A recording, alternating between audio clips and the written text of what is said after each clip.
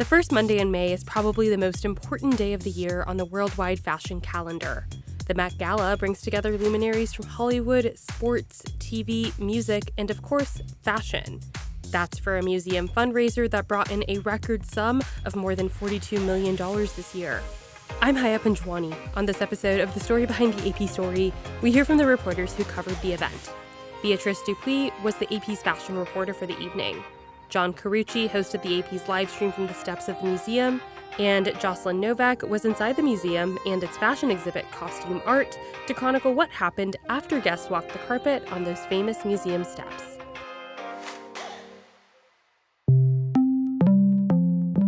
The dress code is always a nod to the exhibit on display in the costume exhibit, and this year it was Costume Art, which examines the dress body.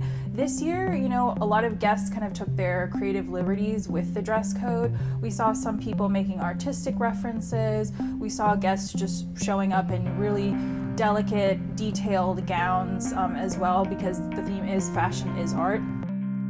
The Costume Institute exhibit attempts to look at the dressed body in art history throughout the centuries. And curator Andrew Bolton has really tried to inject a note of body positivity into this. He wanted to include body types that he feels have traditionally been ignored by art. So, for example, there's a fairly extensive section on the disabled body. For that, Bolton consulted with people like disability activist Sinead Burke. Burke actually posed for a custom mannequin, along with others, that appears in the show, and she consulted for 18 months with museum staff, and she also insisted that the gala evening itself be accessible. Everybody has their own idea of what costume art represents, but one thing was consistent: they all addressed the idea that fashion is art. How you see yourself, how you dress every day, whether it's going to work or to a special occasion, is art. One art historian and author I spoke to, essentially said that the Met Gala dress code, that fashion is art, was settling an age-old debate around whether fashion was considered art. In the 19th century, fashion was considered frivolous and commercial. In more recent years, you had a lot of designers debating about whether they would call themselves artists. Well, this was Anna Wintour and Andrew Bolton having their final say to say that fashion is art. Once guests made it up the carpeted steps, they entered into the Great Hall, where harpists were playing, and the decor was meant to evoke a northern Italian garden.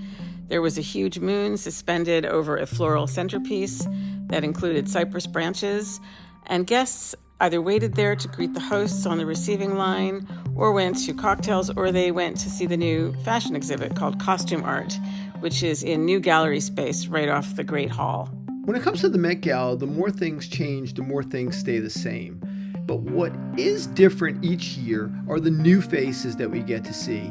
A lot of the times there are people we are not even imagining the year before. A good example are the heated rivalry stars, Connor and Hudson.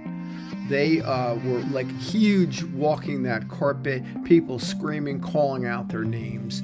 So that was a big one. Another one that we don't usually see is a guy like Luke Evans, who starring in Broadway's Rocky Horror Show as Frankenfurter, and he made it a point to wear something that was really along the lines of what his character on stage would have worn, a very campy leather outfit. We definitely saw a lot of color, a lot of loud pieces. I feel like guests really took with the theme and ran with it and with their own creative artistic interpretation. It's something we hadn't really seen. I talked to some fashion editors, said that we hadn't really seen since camp in 2019. So that was one of the major differences from previous years. So some of the big trending moments we saw on the carpet, you had Eileen Gu, the Olympian, wearing a literal bubble dress made by Iris Van Herpen, with bubbles coming out of the dress and following her along on the carpet. You also had Beyonce. It was her first year back in 10 years at the Met Gala, and she wore a skeletal dress by Olivier Roussiang. And then there were artistic references like the head of US editorial for Vogue, Chloe Malle, wearing an soft orange dress by Colleen Allen that was a reference to the Flaming June painting. You had Madonna being accompanied by 7 women holding up the veil that was attached to her pirate ship hat. While the gala brought memorable fashion moments, it also still fulfilled its primary purpose of raising money for the museum. This year, the gala brought in more than $42 million from this one night, which actually exceeds last year's sum by more than $10 million. That sum comes from the sale of tickets and tables, and it's actually separate from the millions that were contributed by Amazon founder Jeff Bezos and his wife, Lauren Sanchez Bezos.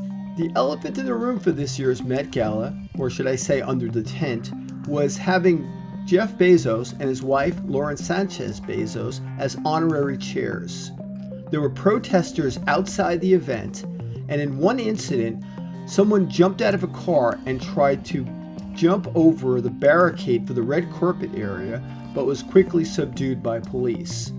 I'd spoken to Reverend Al Sharpton, who was a guest at the event, and asked him what he thought about Bezos, and he said he didn't mind because the progress of having two African Americans like Beyonce and Venus Williams also serving as co-chairs was more important. This has been the story behind the AP story. I'm your host, Haya Panjwani. For more on AP's coverage of the Met Gala, visit apnews.com. For more episodes of this show, visit the AP News YouTube channel, our website, or wherever you get your podcasts. Thanks for listening.